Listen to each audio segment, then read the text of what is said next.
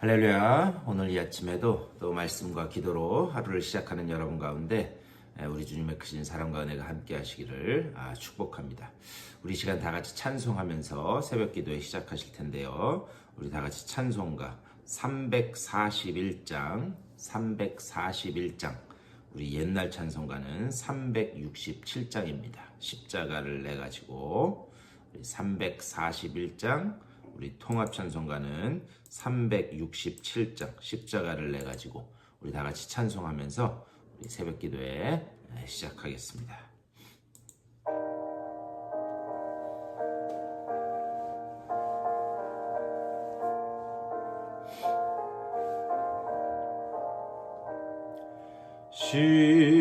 십자가를 내가지고 주를 따라갑니다. 이제부터 예수로만 나의 보배 삼겠네. 세상에서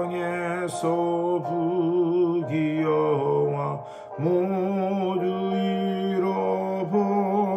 잃어버려도 주의 평안 내가 받고 영생 복을 받겠네. 주도 곤욕 당했으니 나도 곤욕 당하리. 세상 사람 간사하나 예수 진실합니다. 예수 나를 사랑하사 빛난 얼굴 보이면 원수들이 미워해도 염려할 것 없겠네.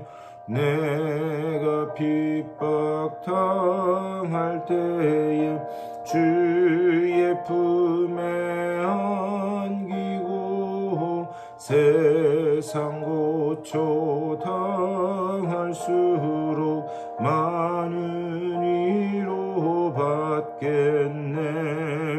주가 주신 기쁨에 기뻐할 것 무엇냐. 주가 나를 사랑하니 기뻐할 것뿐일세.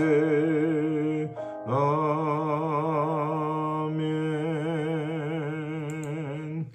우리 다 같이 기도하시겠습니다. 주님의 은혜를 감사드립니다. 또 우리들에게 귀한 날 허락하여 주셔서 주님을 찬양하며 하루를 시작하여 하시니 감사를 드립니다. 지금 우리가 찬양한 것처럼 주님께서 나를 사랑하고 계시니 그 외에 기뻐할 것 무엇냐. 주님의 그 능력의 손이 우리를 붙들고 계심을 믿사오니 그 가운데 주님 주시는 기쁨으로 충만하게 하여 주시옵소서. 또 주님 주시는 그 위로로 충만하게 하여 주시옵소서. 오직 상황은 어떻게 변하든지 간에 주님을 향하여 있는 나의 시선을 돌리지 않게 하여 주시고 주님께서 말씀하시는 그 음성에 귀 기울이며 그 길로만 나아가는 주의 백성들 다 되게 하여 주시옵소서. 오늘 이 아침에도 주님의 말씀을 나눌 때에 그 말씀 가운데서 주님의 뜻이 깨달아지게 하여 주시고 또 그대로 살아갈 수 있는 믿음도 허락하여 주셔서 말씀 붙들고 승리하는 복되는 날 될 수 있도록 인도하여 주시옵소서. 감사하고 우리 주 예수 그리스도의 이름으로 간절히 기도드리옵나이다. 아멘. 우리 오늘 하나님 말씀 보실 텐데요. 우리 출애굽기 2장 말씀 한번 더 보겠습니다. 우리 출애굽기 2장 우리 뒷부분 말씀을 좀 볼 텐데요. 출애굽기 2장 11절부터 우리 22절까지의 말씀 보겠습니다. 출애굽기 12장 11절에서 22절까지의 말씀. 우리 성경책 펴시고 22절까지 우리 다 같이 한 목소리로 11절부터 읽겠습니다. 시작. 모세가 장성한 후에 한 번은 자기 형제들에게 나가서 그들이 고되게 노동하는 것을 보더니 어떤 애굽 사람이 한 히브리 사람 곧 자기 형제를 치는 것을 본지라. 좌우를 살펴 사람이 없음을 보고 그 애굽 사람을 쳐 죽여 모래 속에 감추니라. 이튿날 다시 나가니 두 히브리 사람이 서로 싸우는지라. 그 잘못한 사람에게 이르되 네가 어찌하여 동포를 치느냐 하매 그가 이르되 누가 너를 우리를 다스리는 자와 재판관으로 삼았느냐? 네가 애굽 사람을 죽인 것처럼 나도 죽이려느냐? 모세가 두려워하여 이르되 이 일이 탈로 되었도다. 바로가 이 일을 듣고 모세를 죽이고자 하여 찾는지라. 모세가 바로의 낯을 피하여 미디안 땅에 머물며 하루는 우물 곁에 앉았더라. 미디안 제사장에게 7딸이 있었더니 그들이 와서 물을 길어 구유에 채우고 그들의 아버지의 양떼에게 먹이려 하는데 목자들이 와서 그들을 쫓는지라. 모세가 일어나 그들을 도와 그 양떼에게 먹이니라. 그들이 그들의 아버지 르우엘에게 이를 때에 아버지가 이르되 너희가 오늘은 어찌하여 이같이 속히 돌아오느냐? 그들이 이르되 한 애굽 사람이 우리를 목자들의 손에서 건져내고 우리를 위하여 물을 길어 양떼에게 먹였나이다. 아버지가 딸들에게 이르되 그 사람이 어디 있느냐? 너희가 어찌하여 그 사람을 버려두고 왔느냐? 그를 청하여 음식을 대접하라 하였더라.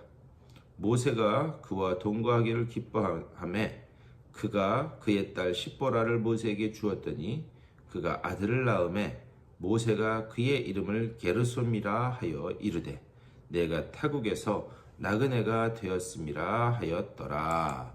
아멘. 이 말씀 가지고 또 우리 말씀 나누도록 하겠습니다. 이제 모세가 다 장성함으로 인해서 젖을 떼게 되어서 바로의 아들로 이제 양자로 들어가게 됩니다.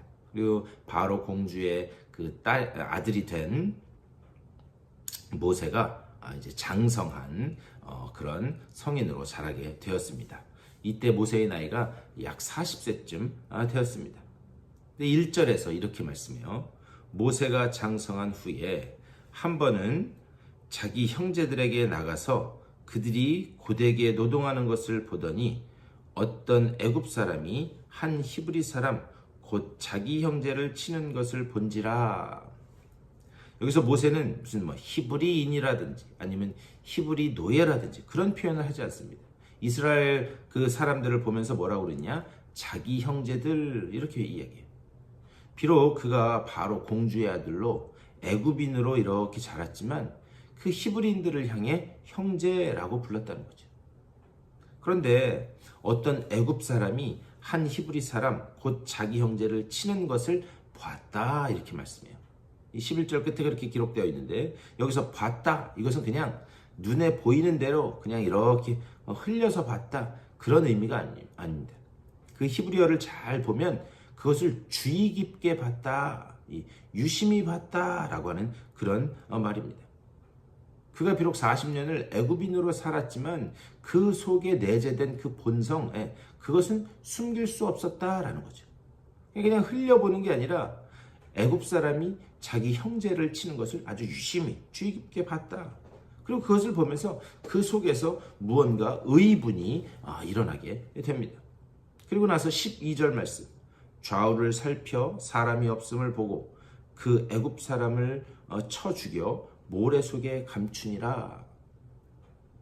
이 말씀 보면은요, 모세는 그 의분을 절제하지 못하고 결국 이 형제를 억압하는 이 애굽 사람을 돌로 쳐 죽여요. 그런데 좌우를 살펴 사람이 없음을 봤다 이렇게 말씀해요. 모세의 신앙이 2차원적이었던 것을 알 수가 있습니다. 좌우만 살폈지 그가 어디를 살피지 못한 것인가? 위를 살피지 못한 거예요. 살아계신 하나님을 살피지 못한 겁니다. 이게 항상 육적인 그런 삶에 빠져 사는 그런 인간의 한계다라는 거죠. 좌우를 살필 줄만 알지 우리는 위를 봐야 되는 존재예요. 그런데 그 위를 살피지 못했다. 우리는 늘 어디를 주목해서 봐야 되는가? 살아계신 하나님 위를 봐야 되는 줄 믿습니다. 그 다음에 또 이 비슷한 일이 벌어져요. 13절과 14절 말씀입니다. 이튿날 다시 나가니 두 히브리 사람이 서로 싸우는지라. 그 잘못한 사람에게 이르되 네가 어찌하여 동포를 치느냐 하매 그가 이르되 누가 너를 우리를 다스리는 자와 재판관으로 삼았느냐? 네가 애굽 사람을 죽인 것처럼 나도 죽이려느냐? 모세가 두려워하여 이르되 이 일이 탈로 되었도다. 이제 이 사건을 통해서 서서히 모세에게 그 좌절의 시간이 시작되는 것을 볼 수 있어요. 그게 이제 그 좌절의 시간이 어떻게 쭉 이렇게 전개돼서 나가는가? 근데 그의 그 좌절이 지금 누구로부터 시작되는가? 바로 동족으로부터 시작되는 거예요. 자기 형제들. 그들이 고발한 거나 다름없는 거죠. 근데 여러분 한번 가만히 보십시오. 모세가 이스라엘 백성을 출애굽시켜서 그래서 광야로 데리고 나갔어요. 그래서 그 광야의 긴 여정 그리고 가나안 땅의 입구에 이르기까지 모세를 계속해서 괴롭힌 사람들이 누구인가? 바로 그 동족들이었다는 거예요. 제가 어제 말씀드렸는데요. 이 성경 말씀을 우리가 세밀한 눈으로 봐야 되는 이유가 뭐냐? 이 하나님의 말씀은 아주 이 작은 사건을 통해서 그 속에 하나님의 계획을 숨겨놓고 있다. 제가 어제 말씀드렸어요. 그렇기 때문에 이 하나님 말씀을 세밀한 눈으로 봐야 된다. 어제 말씀처럼 모세가 건짐받는 거기에서 이제 이스라엘 백성이 건짐받는 사건으로 발전해 나간다는 거예요. 여기에서 지금 동족이 이 모세를 좌절케 합니다. 그리고 그의 그 큰 위대한 사명 가운데서도 끊임없이 그 동족들이 그를 괴롭히게 한다는 거예요. 그러니까 이런 점차 발전해 나가는 이런 것들을 우리가 볼 수 있기 위해서는 하나님 말씀을 세밀한 눈으로 볼 수 있어야 된다. 그런데 이것을 우리 삶에 대입해 보면 우리 일상에서 일어난 사소한 일, 그냥 자칫 흘려버리기 쉬운 그런 일, 그 일상 속에서 하나님의 위대한 경영이 숨어 있을 수도 있다라고 하는 사실을 우리는 놓쳐서는 안 됩니다. 그렇기 때문에 우리의 그 벌어지는 일상에서 벌어지는 사소한 일 가운데 어떤 하나님의 위대한 그 계획과 경영이 숨어 있을 수 있겠는가? 그러니까요, 작은 것 하나도 흘려보내면 안 된다라고 하는 것을 우리는 하나님의 말씀을 보면서 계속해서 볼 수 있어야 됩니다. 그러면서 15절에서 이렇게 말씀해요. 바로가 이 일을 듣고 모세를 죽이고자 하여 찾는지라. 모세가 바로의 낯을 피하여 미디안 땅에 머물며 하루는 우물 곁에 앉았더라. 여러분 한번 생각해 보셨으면 좋겠어요. 모세는 지금 애굽의 왕자입니다. 그 목숨이 중요한 것은 맞지만 당시의 왕자가 사람 하나를 죽였다고 해서 그게 이렇게까지 40년 동안이나 도망갈 일인가? 근데 이때는요, 사실 이 왕궁의 정세를 우리가 볼 수 있어야 되는데 바로의 아내가 한두 명이 아닙니다. 수십 명, 수백 명은 됐을 거예요. 그렇기 때문에 그 밑에서 태어난 그런 왕자들이 수도 없이 많았습니다. 왕궁 안에서는 서로 권력을 잡기 위해서 끊임없는 암투와 세력과 견제가 벌어지던 그런 때예요. 그런데 이런 때에 지금 노예인 히브리인 노예를 구원하고자 애굽인을 죽였다? 이것은 얼마든지 다른 사람들에 의해서 제거될 수 있는 그런 숙청될 수 있는 그런 사건이었다라고 하는 것을 우리가 놓쳐서는 안 됩니다. 그런데 여기 아주 매우 중요한 표현이 있습니다.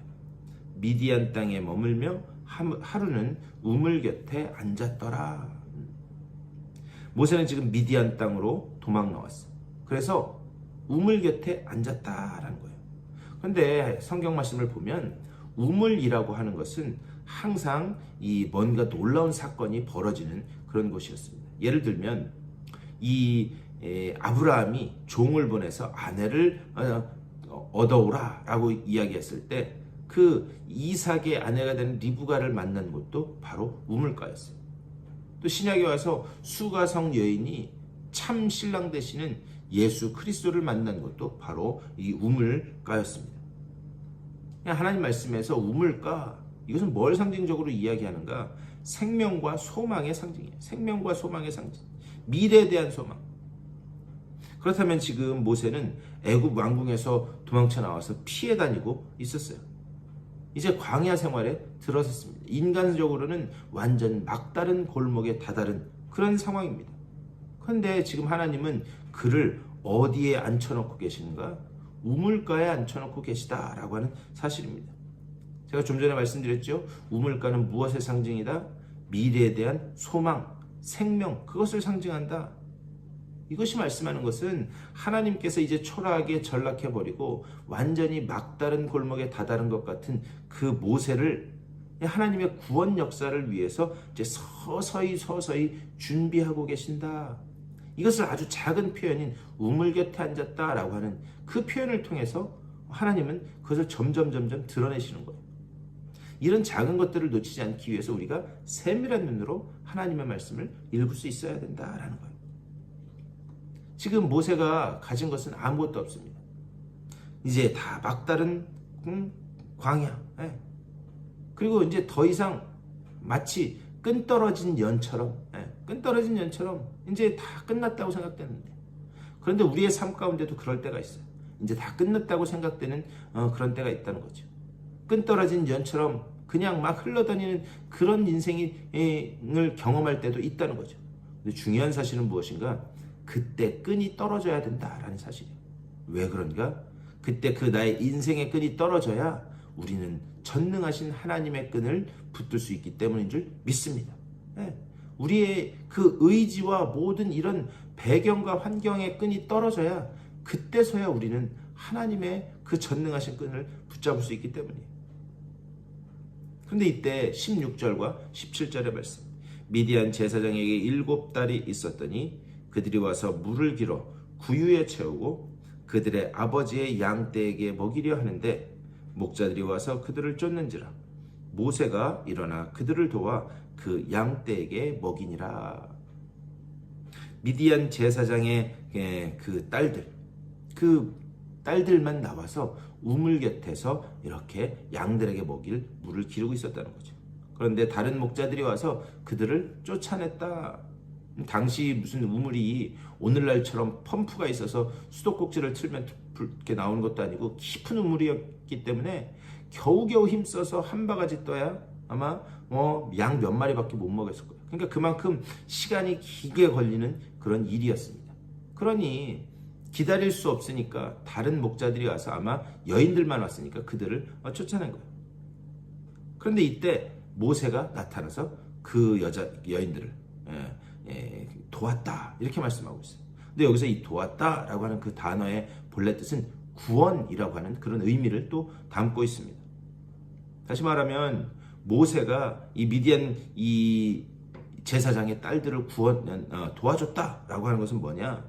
이것이 암시하는 것은 이제 미디안 광야에서의 그 삶이 이스라엘이라고 하는 큰 민족의 구원을 위한 연단의 시간이었다라고 하는 것을 이렇게 점점 드러내서 보여주는 거예요. 이것은 항상 하나님이 당신의 그 일꾼들을 사용하실 때 이용하시는 방법입니다.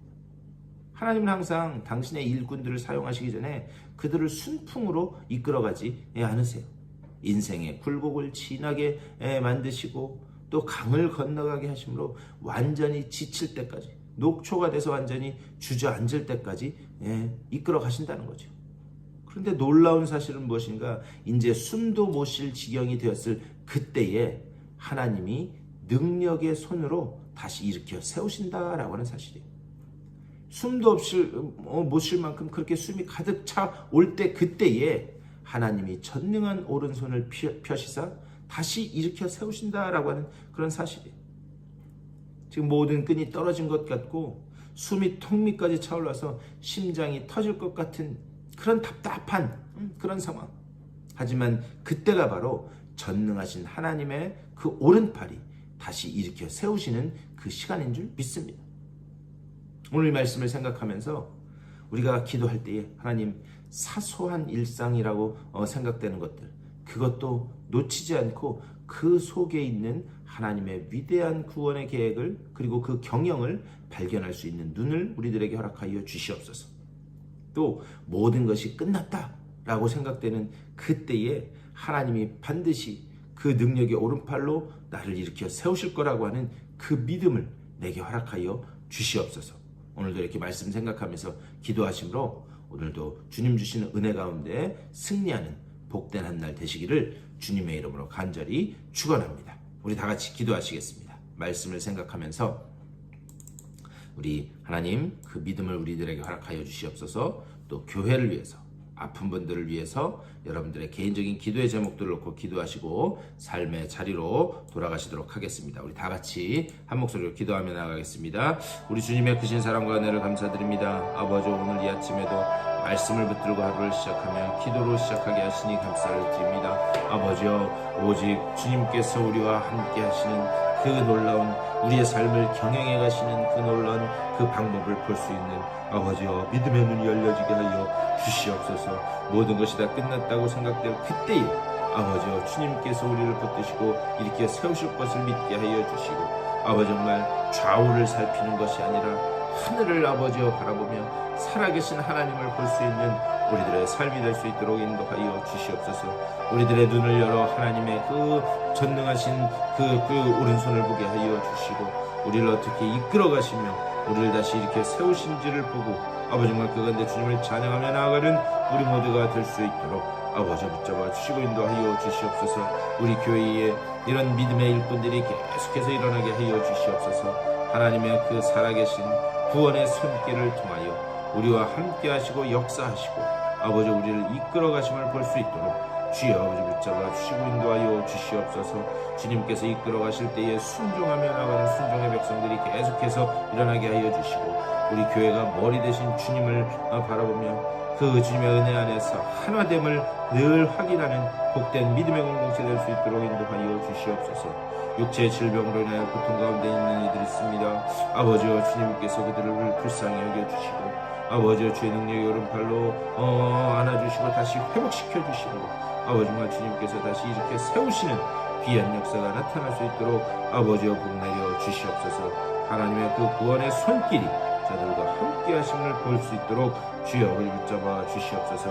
주님 간절히 간구하옵기는 아버지여, 오늘 하루도 말씀과 기도로 시작하는 주님의 귀한 백성들 가운데 주의 은혜를 더하여 주셔서 오늘 하루도 주님 주시는 은혜와 사랑으로 능력과 소망으로 다시 일어서게 하여 주시고, 오늘 하루의 삶이 하나님을 영화롭게 하는 복된 삶으로 하나님을 기쁘게 하는 아버지 정말 복된 하나님의 그 놀라운 그 영광으로 돌려지는 우리들에게는 복된 삶을 주어줄 수 있도록 아버지여 붙잡아 주시고 좀 인도하여 주시옵소서. 주여 주의 은혜를